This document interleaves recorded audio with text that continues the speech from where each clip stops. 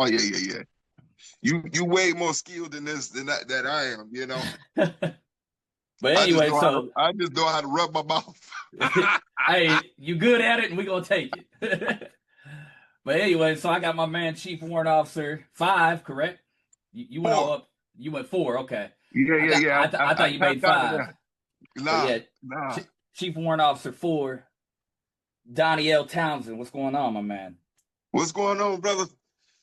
How you doing on this retirement side of the fence? Man, you know, me and you have caught up a lot recently. I think it's been a couple. What I left in 22. You probably left right before me, right? Yep. I And left old good old CBN 77, big old Bush. Cell Block 77. Hey, the bushy bush. Yeah. But recently me and you had kind of got back in touch and just been talking outside world of the Navy and, of course checking on each other and bouncing ideas and now we're here. For those who don't know me, I ended up Petty Officer First Class Honeyman. And Big dog. what an interesting crew to get together, man. Oh yeah. And I think on there with Chief, you used to knock out the maintenance and stuff like that and I help did. the young guys get their quals. It was like you and a couple other guys, regardless of rank, y'all was like my go-to guys, like my killers and hey, like go take care of this, go, I can send them out there to hunt. Yeah. And everybody on the aircraft carrier don't have that instinct. Like a lot of people get on aircraft carriers and get intimidated, by a lot of people and talking to people and strangers, and you can see people kind of go into their shell. Yeah. But you and maybe a few other guys in like Townsend, she was like that. Yep. You can just tell her, hey, this is what I need to happen. I need all these guys to start getting these guys' books signed off or whatever the case may be, and you be like, no doubt, let's go. Yeah. And when people got high instinct and work atmospheres, you don't even have to give them a lot of details in the direction. You just got to be able to say, hey, that's what I need. I don't even need to tell you how it needs to happen, just what. Just make it happen. Yeah, and that's when you got a good group of guys when you don't have to spend a whole lot of time breaking down all the details and they can figure it out.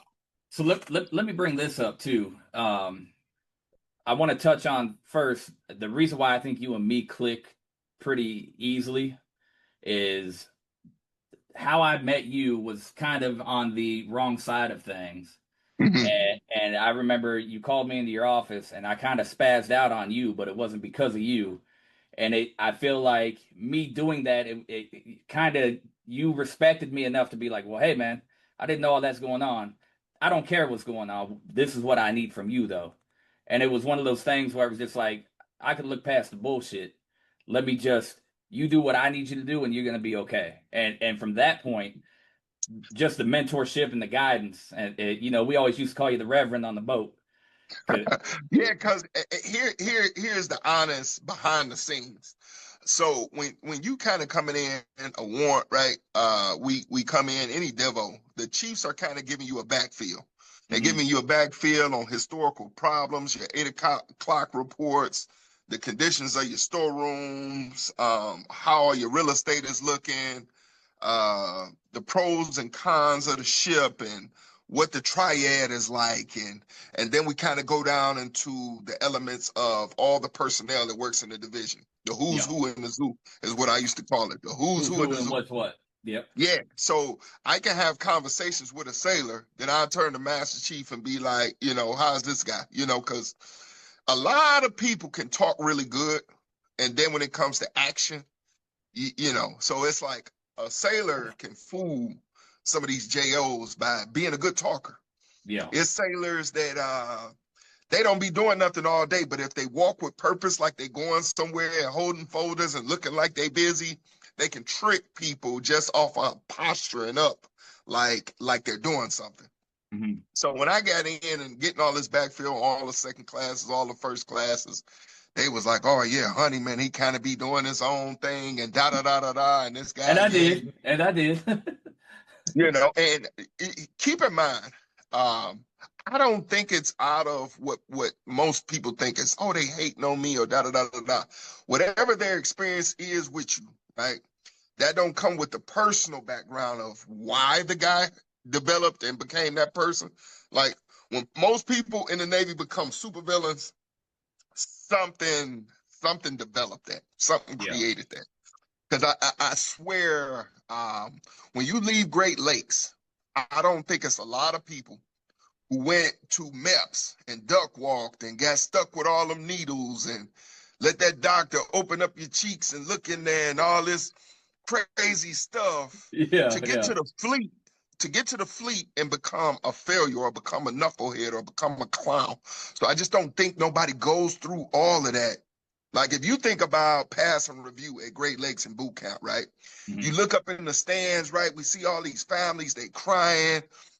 For some of us, that's the first time we really felt that sense of pride behind us, standing there in that uniform and everybody want to take pictures of you. Yeah. And the first time you're going out in town and people saying, thank you for your service. I just think, man, we get a phenomenal feeling out of that. Just for a person to think that somebody got to the fleet and just want to be a failure or want to be going against the grain or no. Most people, especially these guys who's been in a while, the seasoned guys, they've been in over 6 years. If they got a certain type of personality, it's something there. It's Yeah. something historical that, people, whether people done let them down a few times, where people done shitted on them, because it didn't happen to me so many times, as a junior sailor. My thing was, I always blamed it on the person. You know how a lot of times people can have a bad experience with a chief and they'll say the chiefs, like all chiefs did it. Even Yeah. though it might be one doo-doo chief, right, that did you dirty and he promised you something or whatever the case may be, and he failed through. He didn't come through how he was supposed to. And now it's like you want to hold everybody accountable for that. And I think I that's got a just question on that too. To kind of go ahead. sidebar. Yeah. When and obviously you went through all the ranks, right? When did you Mhm. cross over? Did you make 8 and then cross over Yeah, to I 9? made senior chief. Matter of fact, I was in my third year as a senior chief when I crossed over to Warren. Okay. So obviously you had perspectives from both sides. I wasn't blessed enough to make it up past E6, right? But Mhm. when you get on that side, and not saying directly from you, but when you get on that chief side and you're telling your guys like, "Hey, I can give you this," and then that can't fall through. How do you stop that from happening, or how do you directly positively impact a sailor to be able to be like, "Oh, you know what? I would do anything for this guy, for this chief, or for this senior chief," and get a positive result every time. Here's the thing. When it comes to certain things, like say if it was a map or say if it was the next rank, I don't make no promises. Yeah, What I tell people though is I'm gonna do the best that I can possibly do for you as a leader. Right now, what comes with that is what comes with that. A lot of times, the outcome, if I give you all the information and all the direction and I go in them ranking boards and fight for you, and all of this type of stuff. Most of the time, you get a pretty good outcome, right? The sailor yeah, will have a good experience. And here's the thing: if I go on a ranking board and it doesn't turn out the way I expected, right? One, we kind of have this sense of I need to protect whatever the integrity of the ranking board, right? I don't want to tell you who was for you or against you in that ranking board, because as a sailor, you're gonna look at them other chiefs a certain way after that. right, Like a lot of right. people wear that chip on their shoulder and be like, "Oh, that was the chief that, oh, he didn't, oh, because you think about it, most people is coming right back to them cooks right after the ranking boards and asking for favors, Hmm. right? So imagine you knowing which chiefs, voted for their own guys and voted against you. So there's a piece of that where we try to keep the integrity of what took place in there, what we talked about, and we all just fight for the best outcome, right? Yeah, Me, because of who I am, the best guy is the best guy when I go on the ranking board. I don't care, if it was in supply, I don't care if it was a SH, which is the RSs now. I didn't Yep. care if it was a LS. I didn't care if it was a CS. If you was that guy and you was knocking out and taking care of business, you was just that guy. I Yeah. have an affinity for hard workers. Like most people who know me know on both sides of that thing. I really, really loathe lazy people. Like I really got this, and I'm just being honest, man. Yeah. I can say, and you shouldn't hate nobody. I really hate people with lazy work ethics, man. It You just know what's burns funny, and me. not to cut you off too. It's No, funny go ahead. that I remember directly having a conversation, and I don't even remember the whole situation, but you had got up in front of everybody at quarters afterwards. After we had this conversation, you got up in front of everybody at quarters, and people were bitching about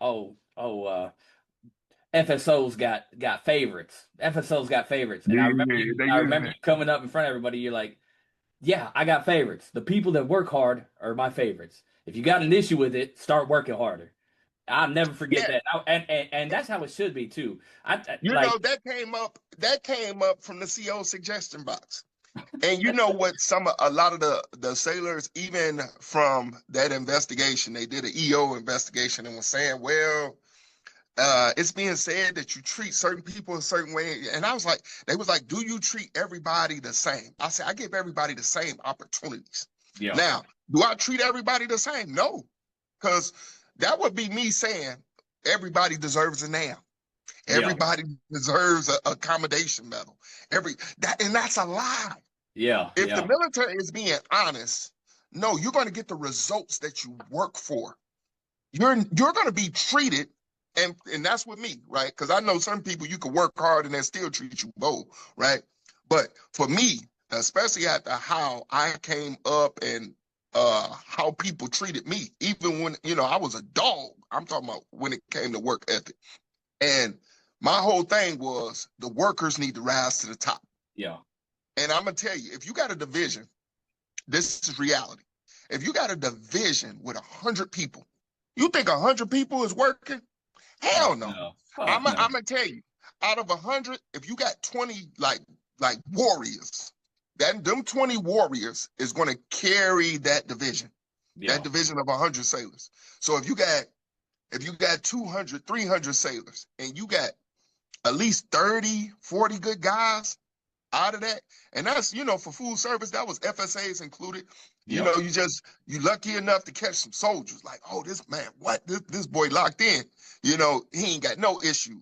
yeah, Or like I was saying, Townsend, some of these other ones down there, and you could be like, I could just be like, hey man, go in there and help the galley catch up. No doubt. And they just, you're going to get a few of those. yeah, So do you think I'm going to treat them the same yeah, way that I treat the person that we catch sleeping in the berthing, that we catch sleeping in the bathroom stall, that's going to medical every day, pretending like, because we got people who really sick and really got issues, and then we got people who legitly malinger, right? yeah, yeah, So for anybody who pretend like that doesn't happen, they're lying. yeah, That, that, yeah, that's the thing with a lot of these military politicians, right? And which is disgusting because you're supposed to be apolitical in the military. We just about taking care of business. What's yep, the mission? What's yep, the mission, right? And part of the mission is taking care of people. Now, here's the thing that really burns me about lazy people. Work on the deck plate don't disappear, right? So when I don't do my portion of work, somebody else got to do it. It don't yep, it don't disappear. So yep, say for instance, we got 3 chiefs, and only one of them, out of the 3 chiefs, only one of them know how to write evals. Guess what? That one chief is stuck trying to doing fix all all of the the evals, yeah yeah, from the other two because he the only one know how to do it right, or she the only one know how to tweak them. And it was the same thing when I got on WASP. And people was like, well, I fired all the LPOs when I got on WASP, right? And then I picked Grady, and the guys was upset because it ended up being 3 females. But guess what I can tell you about them females? All of them was the grinders and knew what they was doing. In fact, the first class, the male that was in charge, you know why he was in charge? Seniority. oh boy, Everybody kept saying, well, he been in 19 years, FSO. And I said, well, if the guy been in first class for 8 years, it's probably a reason. Guess what? yep, CF1 Barker and them, they dogs. They ready to hunt. Sir, what you need? Every morning they at the door. Yeah. What? And you think I'm about to bypass them? Or, I got this first class and he's pretty much making them do his work. Yeah. You, you know how crazy that is? See at one Grady, I come in and I'm like, what you doing? And she like, well, I'm fixing, I ain't gonna even say the cat name, but I'm fixing such and such reports. I say, well, you're fixing up his report? Yeah, because he don't really know how to do them. My whole thing is when we say LPO, do you know that first word is leading? Yeah. You're You need supposed to to know be how to the do lead. everything. And if you don't know how And to do it, you need to go find the answer. yeah, and I'm gonna tell you, I experienced that same thing on the Nassau where I had more technical experience, but because people was like, oh, this a 8-year first class, and you got 16, 17-year first classes on here. So automatically we're gonna put the most. And this was one of the dumbest ideologies military was putting when you got everybody that's the same rank. You're not gonna put the best person. We're gonna put the most senior person. Yeah. Now, when I first came in, that's what was happening. So you can have a dumb LPO and nobody would really know. They It was was like, oh, it was almost like it was ran like a union back in the day. yeah, and it was Yeah, like, well, like why? seniority And the kind of sailors rules, is but asking, like, why is this dummy? Why is this rascal the LPO?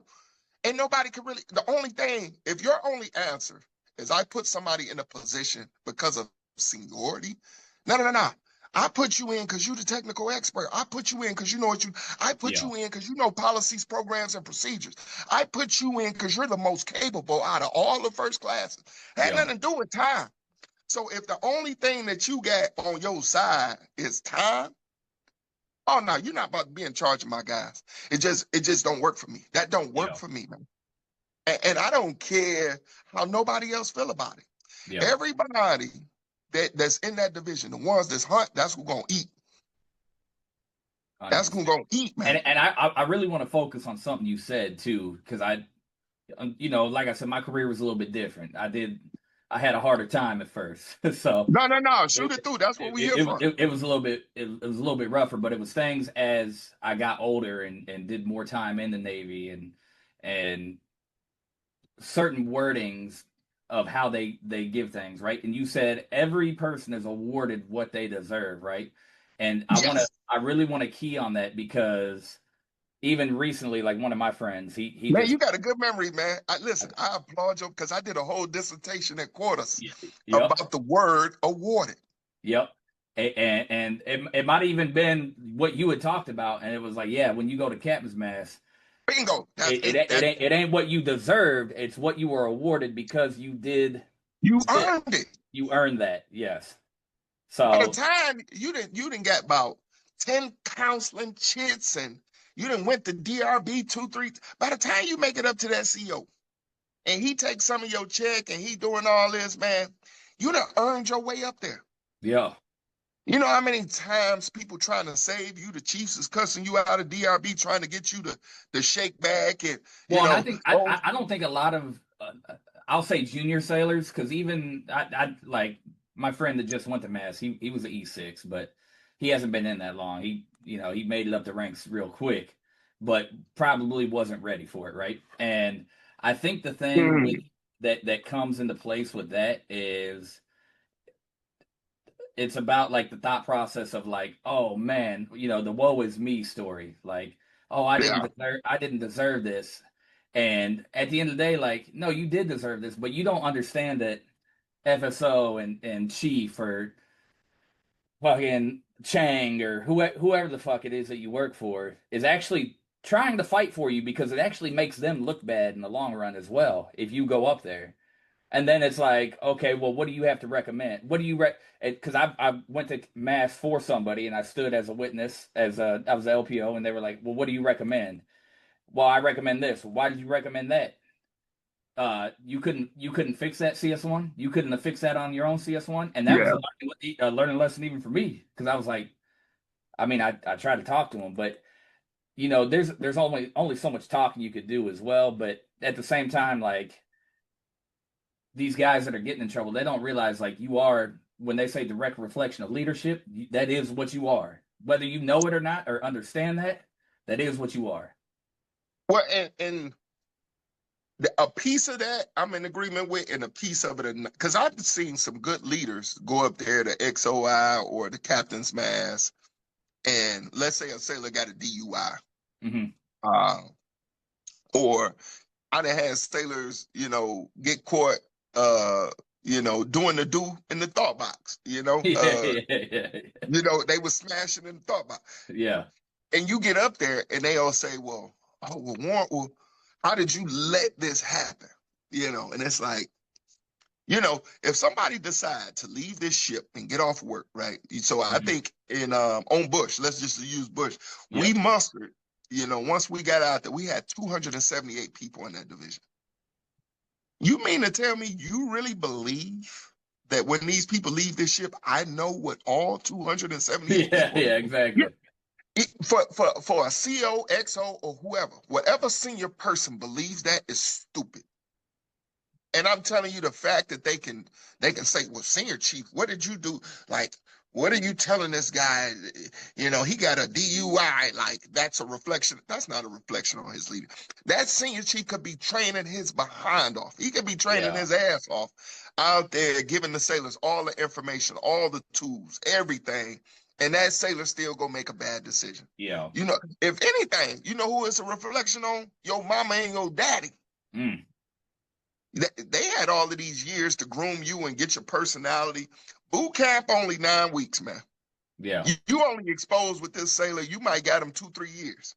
The families that send these sailors to the military, right? These families that send these youngsters to the military, they have them 17, 18, 19, 20 years. And I can tell you that's a fact because I was recruiting.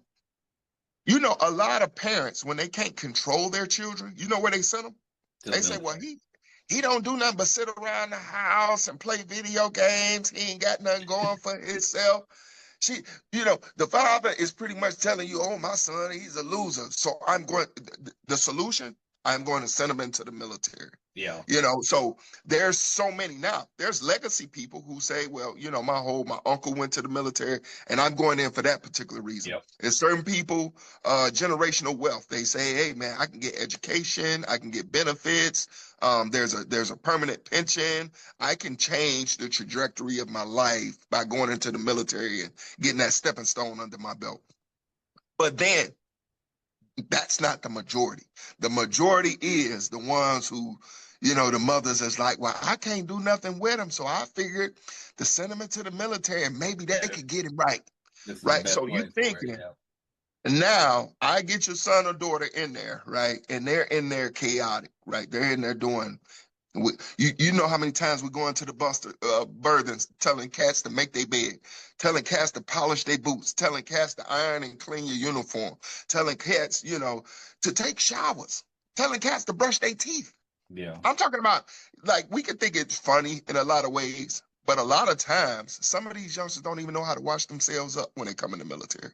Yeah. And you know how crazy that is? That is a fact. You know how many health and comforts we done had to do throughout my career? Where it's like, luckily, hey, I only had one major one. They be like, this guy won't wash up by himself. So somebody got to stay. And a lot of civilians probably want to, but there's times we have to make sure people wash up. Yeah. Yeah. We had to make sure. We had to take this cat. I won't say his name. We had to walk him down to medical. We had to walk him down to medical, stand watch while he was showering. Yeah. In front of the medical officer, and then walk him back up, make sure he changed his underwear, changes his pants, everything. It was terrible, man. Hey, man, I'm talking about some of them. It's not fun. It's not funny, but looking back now, it's kind of funny because, like, damn, I did that. Like, in the military, it becomes normal for us to have to interact. That's somebody's child. That's somebody's son or daughter that don't know how to wash themselves up. And think about how we're not honest when people come to Tiger cruises and stuff like that, and they say, "Oh, my son Toon, how's he doing?" You think I'm gonna be like, "Hey, man, this is Rascal be hiding all day," and this, my whole thing, is I try to stay out the way and not even interact because I'm not about to tell nobody no lie. Yeah. But if I tell the parents the truth, they're gonna be hurt. Like, imagine being like, man, your son is one of the biggest dirt bags on the ship, man. Man. What was you doing with him for the last 20 years? You know, I had a young lady that was honest with me. And even when she was getting ready to go to mass, you know, because she didn't really care. She wasn't scared of the CO and all of that, and she was spazzing out. I don't know if you remember the name. I ain't gonna I say know her name, exactly what you're talking about. Yes. but she told them, give me whatever you got. I don't care, whatever, whatever. But she came in the office and she talked to me because I said, why are you doing this? You know, you got so much potential, da da da da. We talk. She said, you're the only one that really act like you care. And since they don't care, I don't care. She said, but you come here, and she said, you the closest thing to a father figure that I didn't had. Because she Oh. said, you know, my parents, she said, I kind of played on PlayStation. And, you know, she said she kind of played on her phone. And, you know, her mother went to work, and it was just about the mechanics of the house. Hey, did you eat?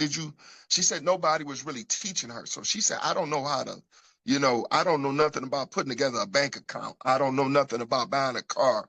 And you think about it, this girl was like in her 20s, and she like, I don't know nothing about life. I said, man, what? I said, you really feel like? She said, yeah, it's just, you know, the stuff y'all be talking about at quarters.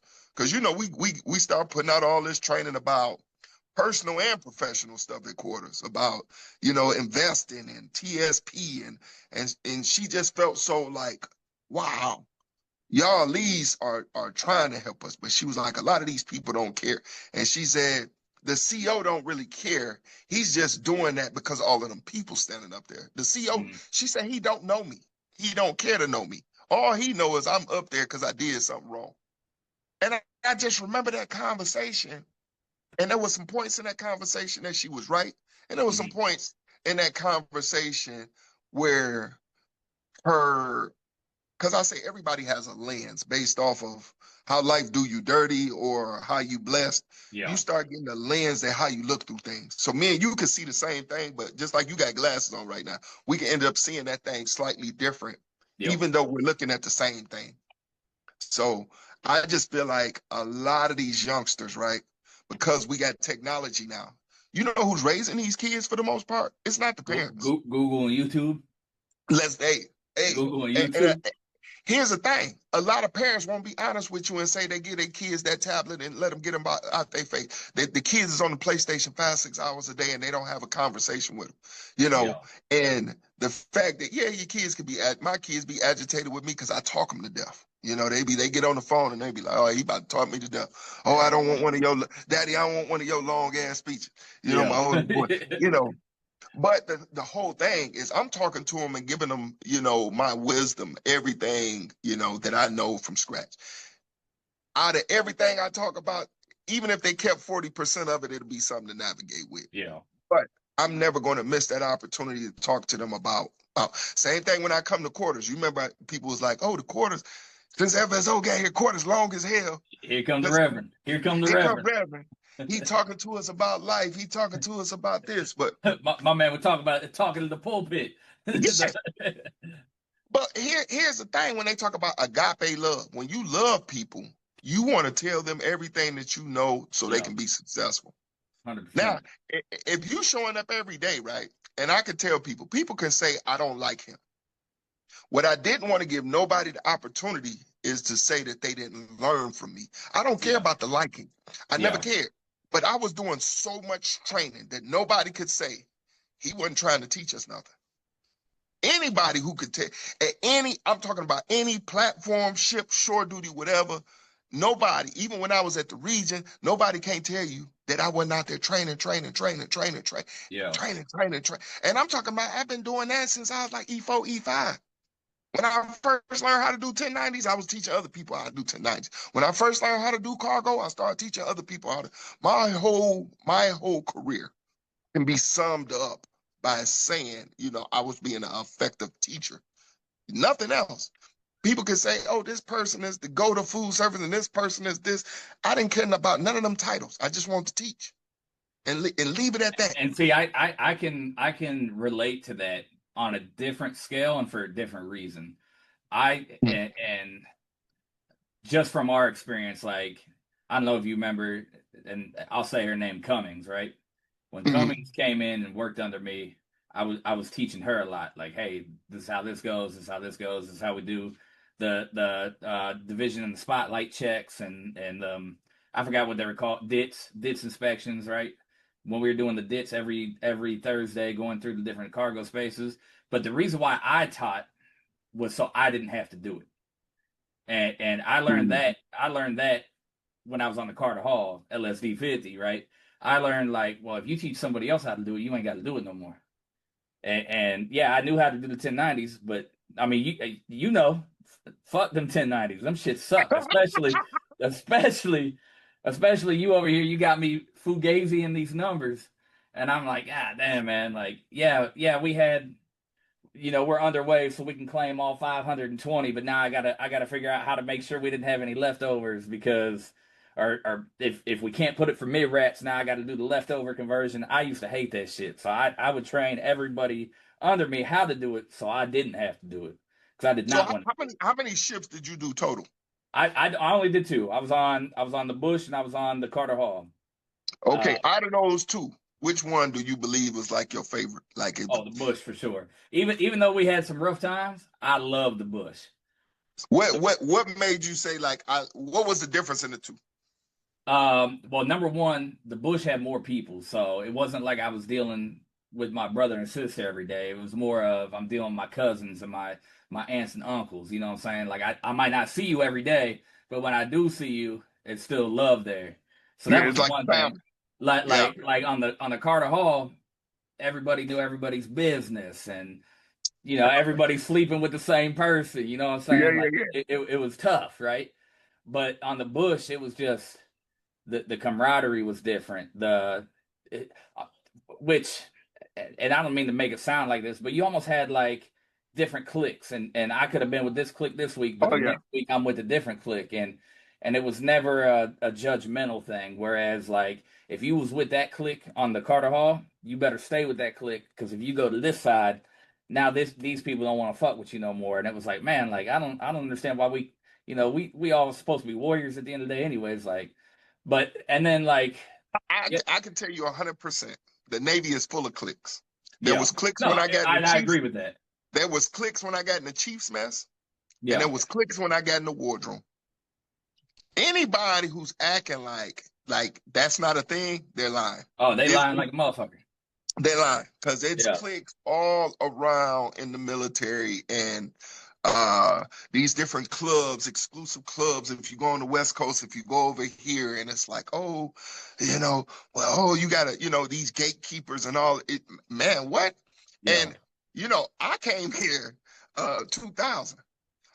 Man, don't get me to talking about boards and all of this other stuff that was going on with oh, who's going to the board this year because that would dictate, who's putting on khakis or who's putting on their Yeah. star this year or who's putting on two stars.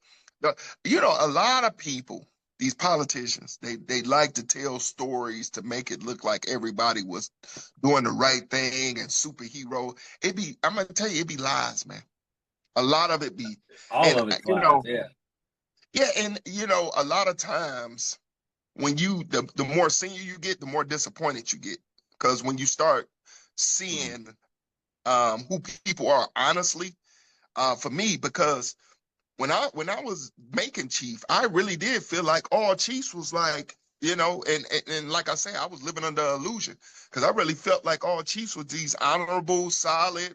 Nobody was lying. Nobody was skating and doing sneaky stuff, and you know. And Yeah. by the time I was a first class and being so close proximity to chiefs, the Chiefs, they know me well and put me through the season on Nassau. I can tell you this, and can tell you this 100%. I had a difficult time in transition, not because I didn't respect that Chiefs process. It's because I had a hard time respecting some of the people that was talking the talk, and it was like this guy, like I can tell you this. We was out there. It was so bad.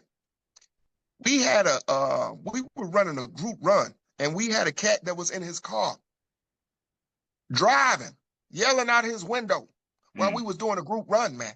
And it my whole thing is, if you want to chastise us and be on our head, okay, cool. But you in your car? Oh man, Yeah. you like, come on, man. Man, hey, what are you talking about, man? You're like, Yeah. hey, Yeah. hey, or we get down there and we really locked in on push-ups. I don't mind doing, listen, people know me. I didn't mind doing none of that workout stuff. But why y'all Yeah. not down here too? We locked in, right? This what we are, this who we are. Yeah. And oh no, you standing back, or oh, you see this guy and you see his belly, and you like, come on, man. Hey, if you're gonna tell me to do it, my whole thing is, as a leader, the stuff I expect people to do, and people know when I'm hard on stuff, it's about stuff up here. When I go through season, it's all about, do you know your policies, program? People know me. It's about your Policy policies, programs and programs, and procedures. procedures. I Yep. don't care if you can run 30 miles. Because guess what? Ain't nowhere to run on no ship that's gonna require for you to be that fit. So I don't Yeah. care nothing about, I don't care about nobody who can tell me they can do 10,000 pull-ups on no aircraft carrier. I just don't. Yeah. Who know how to get these jobs put in? Who know this 3M program? Who Yep. knows how to get all this equipment up and running? Who knows how to run the duty sections and get these, make sure all of these sailors is qualled up how they supposed to? Who knows how to get the training done? Who knows we got inspections coming up, SMI, SMC. Okay, who knows how to get us through Yeah. that, right? To make sure operational readiness is there. Now, if you pass that, we only running 1.5 miles. So after that, I don't care. Yeah. And that's just me. Everybody is different. Certain people want you to be able to do 200 push-ups, and that's their claim to fame. Because I can tell you this, we got some elite CFLs who don't know they goddamn job. Yep. Listen what I'm telling you now. Yep. This me now. I'm never a dishonest person. Matter of fact, we had a guy, let me tell you, Khaki, and he knew he got kicked out of the air department. This cat, Khaki now, this cat got kicked out of his department for what he wasn't doing right in air department. And he went and learned the 3M program. He got really, really good didn't know his aviation program, but he Yeah. started learning the 3M program. Now they mad at him because, hey man, they had a loss of a Khaki out of air department, one of the yellow shirts, and he not up there. He gets kicked out of the division, started learning 3M. Guess what? All them department heads, he was helping them department heads. And that's what I talk about with certain people knowing how to undermine the system. He didn't get kicked out of his division. Do you know that rascal came out number 2? Mm. Now, he didn't know his job up there, but he learned another job. Here's the thing. When you become an asset, People start, whatever else, they don't care about. And I kind of want to ask you about that too. Do you think that's necessarily a wrong thing that he did that? The wrong thing is, right, he's a Khaki within his division. All collaterals to me are secondary. Okay. So I really, because I had a real bad scenario with some Khakis on WASP about that same thing, about knowing the paperwork, and I'm giving these Khakis the closeout, and we got these guys and they eligible for senior chief, and they don't know how to do a closeout. They don't know, and one of them got the records keepers filling out his paperwork, right? And the records keeper snuck to me and was like, "Sir, I want to tell you something." African guy. He was like, "I want to tell you something, but I don't want to get in trouble." And I'm like, "What's going on?" Yeah, he's like, I don't want to get in trouble, and I know Chief will be mad, but he like, the Chiefs got me filling out their clothes. They don't do them themselves. So if you see the handwriting, that's my hand. They just make me fill it out. And I said, well, they got you doing that while they're talking you through it. And he like, no, they don't be there, period. They just tell me to go down in the storerooms, do your closeout, because how it's required, the records keepers audit, then the leading CS audits, and then the FSO. And I'm supposed to get a clean product because all of these different layers of people then already before I get the closeout. Yeah. And then after I look at the closeout, Yeah. If you surf lamp, we taking the closeout over to ATG, because once we upload, and now that stuff is live, other people are looking at it and stuff like that. So you want to make sure all the numbers make sense. Do all the numbers line up? From all the way from the receipts to the time it hit a fork, the food is on a document. you Yeah. know? And it's like, my whole thing is this. People see me in multiple platforms, take the most juniorest people, E1s, and teach them records. So you mean to tell me that if khakis don't know records, that they couldn't come and sit down and say, hey, we need to get some training. Yeah. We need to when I came back out to the fleet as a That chief. real quick, I Go think ahead. that's a pride thing though. I think a lot of the times, and like I said, I never got to put on khakis. I wasn't in long enough Mhm. to be able to put khakis on, but I would have done it. But I think when sometimes, and not for everybody, but sometimes when people put on them khakis, the expectation is, hey, you are an expert at your job. You're supposed to know the records. You're supposed to know the JOD. You're supposed to know, wardroom etiquettes and S5 stuff, right? And I think a lot of times pride will step in and be like, oh fuck, like I can't go ask the FSO this because now and oh my fault. There might be some Go ahead. FSOs that will chastise them for asking for that too. So it could be a Not, well, two-layer road. And I'm not saying you would. I know you no, no, wouldn't, no. But but I think here's it's the a pride reality. thing sometimes. Here's the reality. Let's say they didn't want to come to me. Guess what? Guess what else they got in food service? They got Navy Food Management Team and they Yep. got ATG. They can Yep. go to their peer group and learn them functions if they were really interested, right? Because my whole thing, I don't want to pretend to be nothing, Yeah. right? When I came back out to the fleet as a chief, right, and I made chief on Nassau. I didn't go Okay. to shore duty, so I did back-to-back sea duty.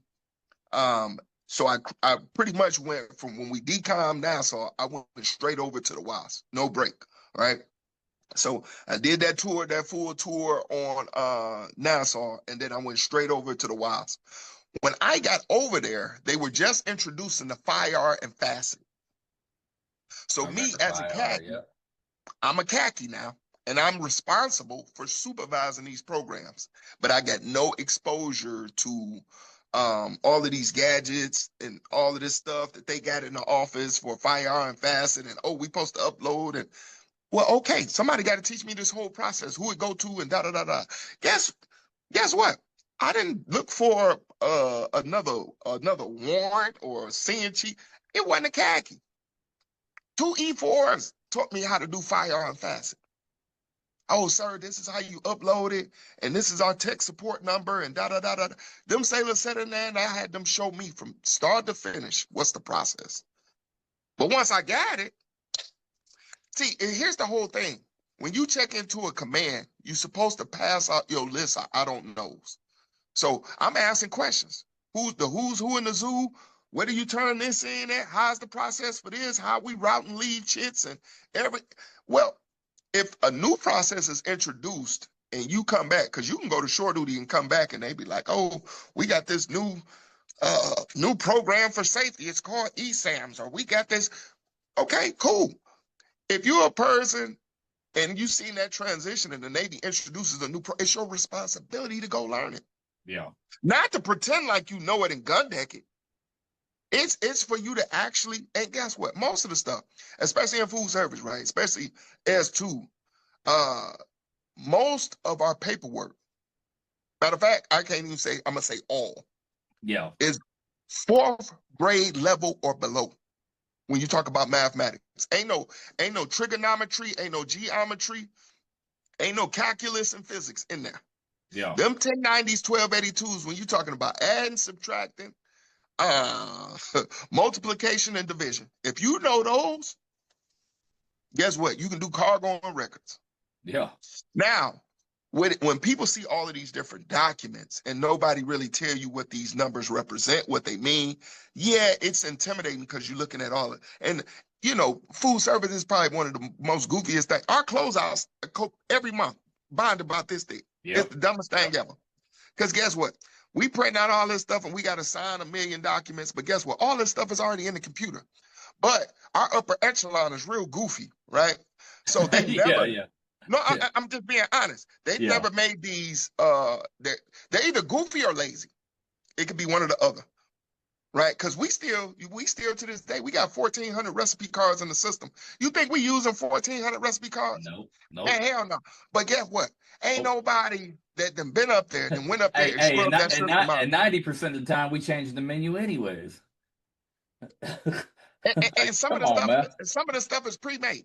Yeah, So yeah. yeah, get off the boo-boo and hey, we could take them 1,400 recipe cards. Some of them you ain't never seen. But you remember that little wood box they used to give us that Oh had all yeah, them cards? oh yeah. Some of the recipe cards, man, you ain't never made that item. You ain't never made it. So to get rid of it. But there's nobody, at least on an annual basis, that can go through and say, you know what, we gonna delete 100 of them cards about the And process. real quick while we on it, Yeah. man. Go ahead. Cause I came in with the brown box like before. I probably came in because I came in 09, so I probably came in right as the transition was happening to we getting a bunch of the pre-made stuff that because we feeding so many people and throwing it in the ovens and cooking it quick. But the I just want to ask you if you remember if you had a recipe, like what was your favorite recipe card to use and the product to put out where you actually had to cook the shit. Um, I don't know if I had a favorite. You know what I used to like cooking? I used to like cooking on the grill. So Okay. my whole thing was with the meats and the grills, and I didn't like being on ovens. I did enjoy being the Copper King, but I like being the coppers. Yeah, coppers was I my think I shit. like the coppers because once you got to the coppers on Truman, because Truman was my first ship. Once you got to the coppers you was the Copper King, and it was like you knew everything in the galley. So you were probably the just as proficient as the watch captains when it came to knowing everything and what needed to happen, Yeah, and you were making some of the significant products in those big coppers. Like, yeah, and you got to think, I got to make enough chili mac for 5,000 people. yeah, I got to make enough macaroni and cheese for probably about 6,000 because people eating double portions. yeah. You know, Fat motherfuckers. yeah, yeah. And you think, I can't I'm talk gonna because tell you, I was going back. Hey, no bullshit. You know how they used to have a sample the product. I ain't just sampling. I went out with a plate. That motherfucker like yeah. yeah, yeah. You got the cup full of spoons. And you, I had well, to make and sure think that shit was about it. on point. I remember they called a GQ and the first time, and I was looking around, and I'm like, well, we the cooks, they calling GQ, and they locking down and closing on. I said, well, what's going on? What we gonna do? We gonna shut the meal down? And they like, nah, y'all gotta finish cooking. I'm like, man, they just shut the ventilation off. And they like, yeah, y'all, hey, and put your gas mask. The XO and them come down like, put your gas mask on. Yeah, And I'm looking like, what? And they like, yeah, you need to finish cooking with the gas mask on, with yeah, the yeah, ventilation off. yeah. Hot So as we fuck. in there. They like relax blast. That's the best they could do. You roll that down and you like, God, dog. But they wanted to leave the gas mask on. And man, we in there cooking all this food, man. And I'm cooking chili mac with a gas mask on, with no ventilation, man. I tell you. And guess what? We didn't know. See, the new Navy, they know they complain about it. They crap about it. We Yeah, didn't even know it was somebody because back then, if you complained to one of them khakis, they were gonna eat your ass. You cried about something or complain about something and be like, well, why are we doing? Oh, they gonna eat your ass up. yeah, They gonna eat your ass up. Them Chiefs and khakis in first class, they didn't play. Matter of fact, we didn't want no interaction with them. We didn't want to interact with the first class. We didn't want to interact with them Chiefs. yeah, And guess what? Them second class watch captains was dogs. They you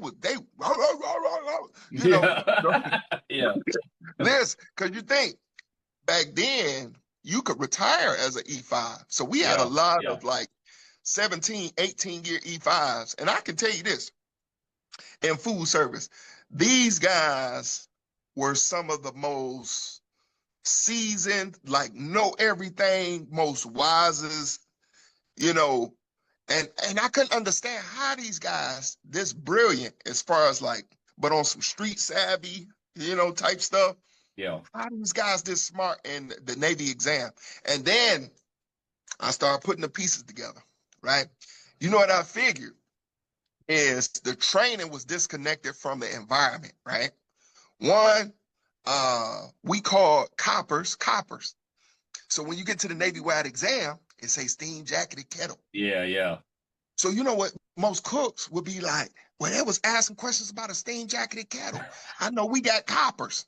So a lot of the slang terminology Yeah, in the gun deck and in the way we were training was really doing more harm than good, yeah, even having slang. And it was like, because they like some of these words I ain't never seen some of these words. So I yeah, remember just as a second class, I said, man, it's the way that we're training that's hurting the cooks. yeah, Like, and people used to think, oh, the cooks ain't dumb. A cook come to a carrier, cook involved in everything. A cook is doing goddamn duty section stuff. A cook is writing watch bills. The cooks all over the place, all over. Your camera went out. yep. Give me 1 second. Okay,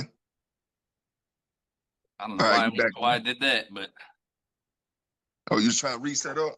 The room look good though. I like the background up in thank you. there. I appreciate that. Got the accent wall up in there. Oh yeah, yeah. That's the Yeah. studio, huh? That's where the magic happens. Oh yeah. Oh yeah. You know what I'm saying? Got all the music stuff. Oh yeah, yeah. I already know you legit. I already know. Yeah, we doing all right over here. We Yeah, yeah, retired over man. here. That and it just it was just a big disconnect. So even how I was really aggressive about posting all the operating instructions, right? Yeah. So if it's a Oh, I microwave, remember that. Yeah, you drove me nuts with that shit. hey, every piece of equipment, operating instructions. Yep. Because once that's there, then I can go challenge the guy, right? I can go be like, hey, how you supposed to clean this? Or how you supposed to do this? Or how do you operate this piece of equipment? And they'd be like, I don't know. And I'd be like, it's right there. you And know? you know what's fun? You know what's funny? Like a lot of the times people will fight reading that shit until you fucking in the galley one day, bored as fuck, and you waiting on shit to come up from the 190 storeroom, whatever. You like, fuck. You just start glancing like, oh damn, I didn't know that, and then you actually start reading that shit. And, Yeah, and, yeah, and yeah. that's why motherfuckers they get bored. You get bored enough, you like, well, fuck it, I read this shit, I guess. Right on the coppers, right? Every time they cut them coppers on, you hear that knocking, that knock, knock, knock, knock, knock. Yeah, yeah. Yeah, And you can hear it all the way down the P-way. You know what? It was I think it was step number 6. Step number 6 on the coppers. So you supposed to slowly open that copper up. yeah, You know what the cooks do? yeah. They ain't letting that steam build up slowly. They ain't slowly heating up a cold copper. So that's where that knocking comes from. It's the heat and cold, And every time I hear that, I know they're not following the instructions. Yeah. There's indicators that you can see where people didn't follow steps, right? Like somebody missed a step. Even though they might have got the end goal, they didn't follow all the steps. And I say the steps is important. Even when you think about the ingredients, right? The way they wrote the Navy-wide exam, especially for us, is they would ask you about steps in the process of food was just on your cycle menu. That product was on the cycle menu, and they'll ask you what ingredients was in there. Well, guess what? That sailor don't use recipe cards. So he don't know what was on that soup. He don't know, when he just know what he put in there. You know what I mean? Yeah. And he might have threw his own little razzle dazzle in there, but it's cool. Okay, you Michael Jordan, and you feel like you can make something that the crew is gonna love, but you have to learn the fundamentals first. Right. It's just like when you learn in basketball, man. Before you try to go out here dunking and doing behind the back passes, learn how to just do the basic dribble, basic pass, and a basic layup, basic shot. Learn the fundamentals first. And I think because of how technology has taken over, we got so many people who don't read instructions. Hey, I know that's right, because I'll be using ChatGPT like a motherfucker right now. Yeah, and think most people don't read books no more. I'm old fashioned. Yeah. I still love to have a hard copy book in my hand. People know me now that, be like, what are you doing? And, I don't watch sports. So that's another thing. I'm a big guy, work out, and people, they assume, no. So it was never uncomfortable for me to be reading books. In fact, I grew up with a lot of my family members and friends who would be in and out of being locked up and stuff like that. And guess what they did? They work out and they read books. That's what inmates do. Yep. So when I came in the military and you do that, in the military, you're gonna take off if you work out and read books. Yeah. You a superhero to them, you know? So that's just the size of it. It's like the same characteristics that I had on the out when I went in, I had those same characteristics. And that's the stuff that kind of propelled me forward because I was always reading something. And then when I kind of learned on shore duty, working under Master Chief Russ, Rhonda Russ, she used to always be like, what do you want me to read? You want me to read you a book? You want me to sit you on my lap? You want me to read you a book? And I'd be like, what are you talking about? Because every time I would ask her about a different instruction or something like that, she'd be like, what, you want me to read it to you? Go pull it up and read it yourself. Yeah. And tell me what it say. So I just got into this habit. And she like, the more you start reading them instructions, the more you going to realize a lot of people don't know them instructions. They're just gun decking it, or a lot of people are surviving off of what we call tribal knowledge, which means one person told another person, but nobody actually then looked at the actual instructions to know what it actually says, you know? And even on short duty down here at Kings Bay, some of my records keepers, you know, they was down there, and I won't even say who, but it was a very senior guy that was telling him something. And he like, oh, you know, I was talking to such and such one, and he said this, and so, and you've been telling us to do it wrong. This was the sailor telling me. And I said, really? He said, yeah, you've been telling us to do this wrong the whole time. I said, really? And I leaned back in my chair. And I said, oh, okay. Hey, I said, you got that P486 on your desktop? He said, yeah, I do. I said, open it up for me. And I said, hit Control F and put this word in there. Yep, find that word. Yeah, after you find the word, I said, when it gets you down there to that, in that chapter 7, you get down to that paragraph, read the entire thing and then come back and let me know what it say. He came back a few seconds later and he said, oh, no, it said to do it how you, and in that block 10, yeah, you. And I said, well, what did the person tell you? And I ain't going to say the person correct, because down there, they're going to know exactly what I'm talking about. Yeah. And they was like, well, nah, he telling us that. I said, well, everybody's human. And he's probably been doing it that way for a long time. I said, but he's senior, you junior. You don't get in an argument. Yeah. You just tell him, hey, you know, hey, I read this. This is what they say. Because, you know, I learned that hard lesson about correcting. Oh, khakis. I did too. Listen, on shore duty, I did it at quarters in front of a live studio audience. And I felt like a superhero correcting that senior chief. You know, I was an E5, he was a senior chief, and I like, excuse me, senior, that's not. I want to throw this out too, real quick, because you know, like you said earlier, I listen to a lot of what people say, and I pay attention. Yeah.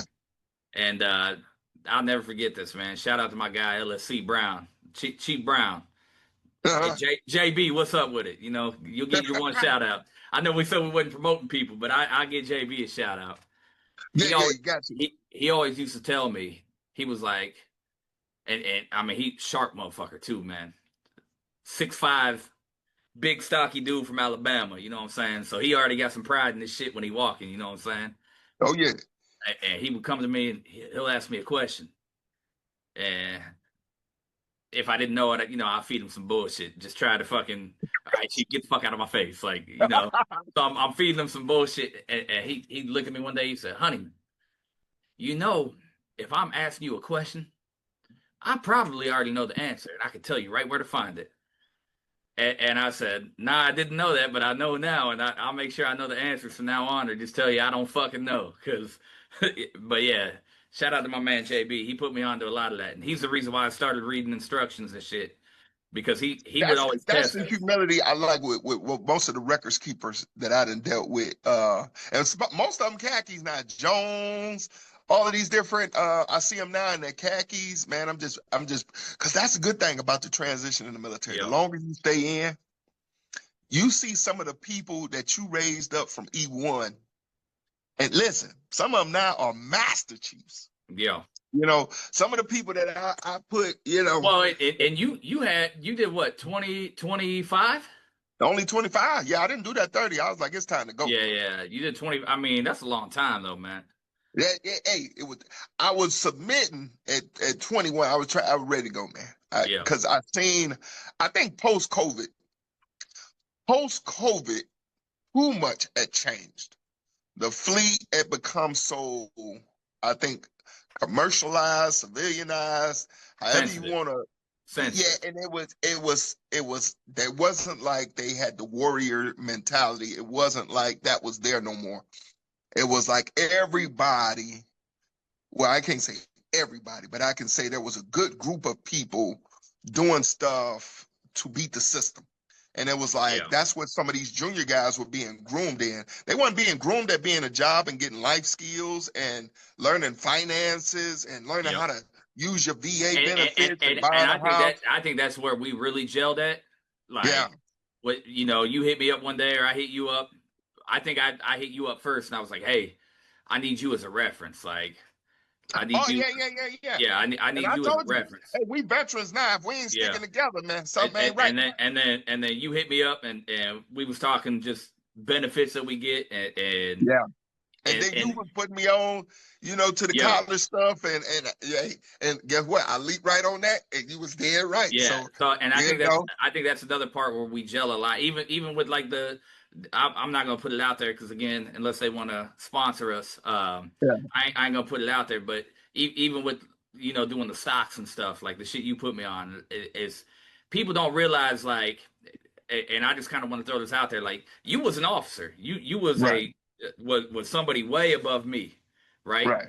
And I'm just I don't want to say a peon, but I was mid ranks, right? Nah, you want no peon? That's crazy. Yeah, yeah. No. I was in the middle though, right? Compared to Matter where of you were fact, at. I can tell you this, but before you even finish that, I tell Yeah, you the hardest rank was E6. 100%. And I'm gonna tell you what was significant about being a first class man is when I became LPO, it was like all the junior guys thought I could solve all their problems. Yeah, And I didn't have that khaki power yet. But yeah, they was like, well, you the LPO? Well, you the LPO? And not knowing I gotta vet anything that I'm trying to do for y'all, get your leave approved. I gotta vet that through other. I yeah. can't make them type of call for you to go home for the day or whatever. But I can't. I I gotta get that approved by somebody else.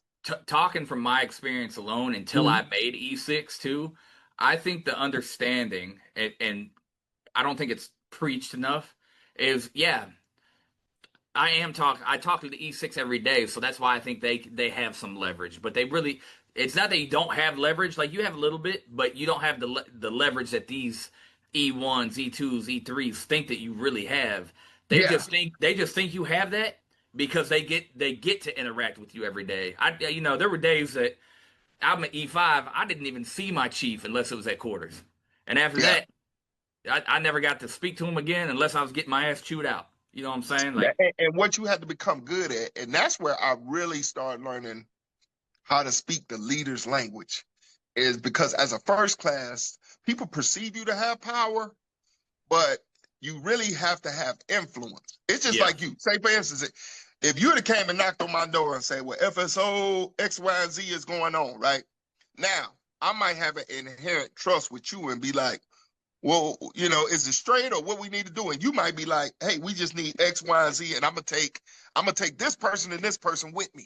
yep, Right now, you probably already told them I'm gonna talk to Warren. And now, guess what? I'm not really second guessing you because I know you're effective. I know you yeah, going whatever you yeah, say you about to get done, you're gonna get it done. yeah. So now I'm not questioning you. But let's say another first class who don't get that same history with me and they know him for dropping the ball. Now there's gonna be more questions and there's gonna be some doubt, and I might not be as confident in letting them do that It's just funny. based off It's of funny you history. bring that up too, man. I got 2 points that I wanna bring up on just this topic here, Go right? ahead. The first thing I want to say is it's funny because when we met, I was only E5. I wasn't E6 yet, Yeah, right. and I used to remember. I won't say her name. I will say it was a her and it was a female and it was on the bush, right? Right.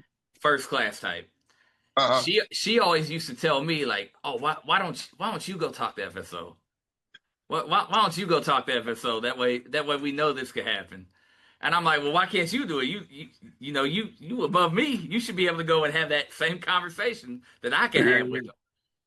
And they used to do that to me. But I like the fact that you brought up influence, right? Because what are your thoughts on we'll just say different levels of leadership, right? Because the way that I've perceived the Bush, and that's the only ship that we were on together, Mhm. is a lot of the E5s were actually running the ship. Yes. The you, can you break that down on why you think that happened and how that happened? Not why it happened, but how does that happen, right? Because there was a point in time where I probably I with, and I don't mean to sound conceited. I had more pull than maybe even some of the khakis yes. with certain The people. E5s were very. They had even against. Let's look at the E5s and let's just look at the first classes, right? Let's look at the second class and the first classes, right? Boom.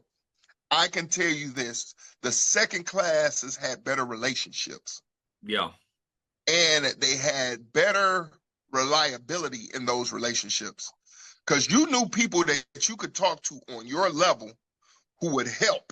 Like you knew, like I'm gonna go talk to this person. yep, I could talk to the BM2 and yep, the BM2 go down and be like, "Oh, sir, what you need? You need a needle gun or you need? I got you. Boom, boom, boom, yep, boom, boom, boom." And keep in mind, sometimes I can talk to the more senior people. I can go talk to a khaki, and they're going to give me a political answer. Oh, well, we only got two of these and we can't lend it out and da da da da da. And they're going to give me this long, elaborate political answer. yep, Whereas them E5s was just like networking underneath the waterline and was like, we didn't have to get involved with it. All you yep, have to do as a senior person is not block them. yep. Don't get in the way because y'all, And like I I said, the always remember this, relationships man. y'all had. I'll always remember this too, and not to Mhm. cut you off, I Go ahead. apologize, but I'll always remember because I mean, you knew how I was moving. You Mhm. 1000% knew almost every move that I was making. Yeah, Probably yeah, because yeah, probably because you used to do it, right? yeah, yeah, But I remember you always used to tell me like, hey man, do what you got to do to get it done. But if you're gonna get in trouble, let me know first. yeah, yeah, yeah. Well, and here's the thing. Even like on a higher level, there's stuff that you could be doing, like stuff that I did on the WASP. Mm-hmm. Right. And I can tell you this story now. We had roaches on the WASP. Mm. We had when I checked into WASP, we had roaches flying from the ceiling, man, all on the chow line. I've never seen nothing. I've never seen nothing like that before, and I ain't never seen nothing like that after. Yeah, And when yeah, I checked into there, right, and keep in mind when I'm talking to people on the ship before I checked in there, nobody mentioned all these roaches. It was like they hid the conversation.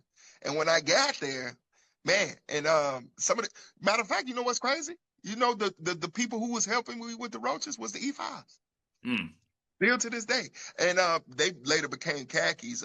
Shout out to Senior Chief Frazier and Senior Chief Hernandez, all these different guys that helped me get some of that stuff. But you know what we did?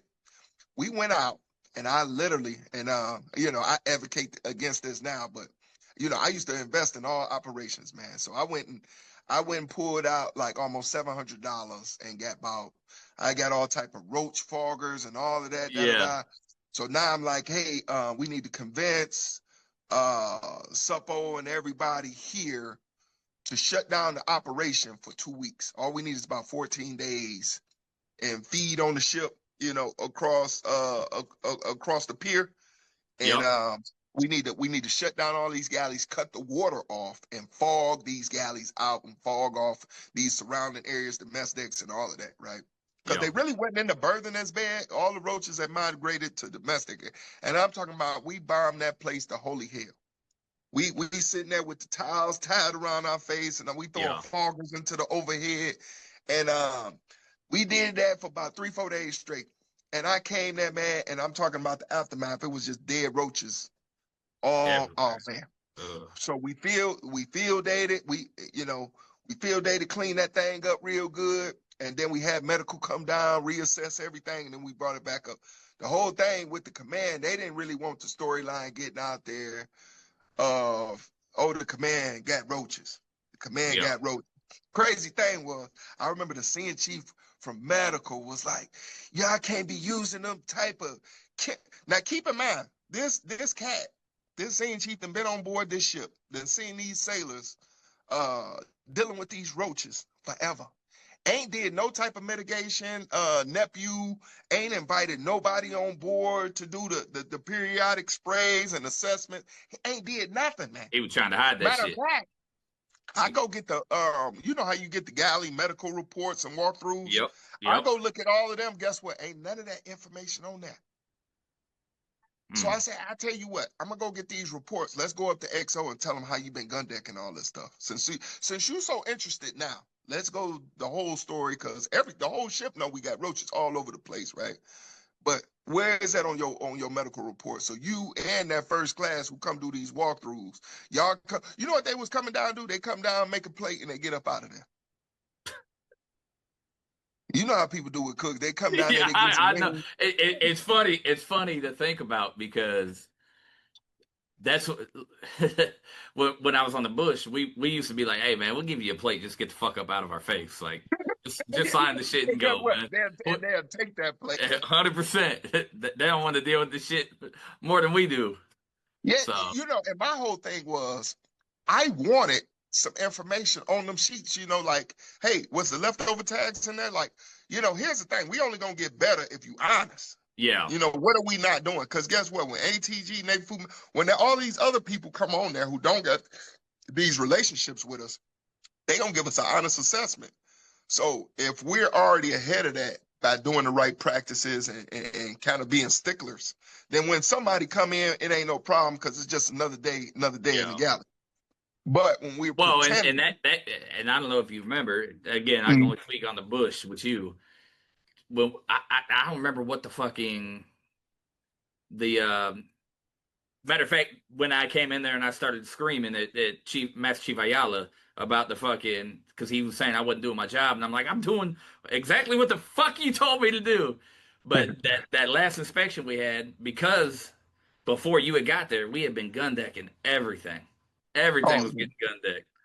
and you know, I keep copies of everything, right? Yeah. So that turnover, I kept, because I was like, you know, I wish somebody would try to set you up. like, Yeah, try to set me up. When you got to the bush, you had a good turn. I took pictures of all.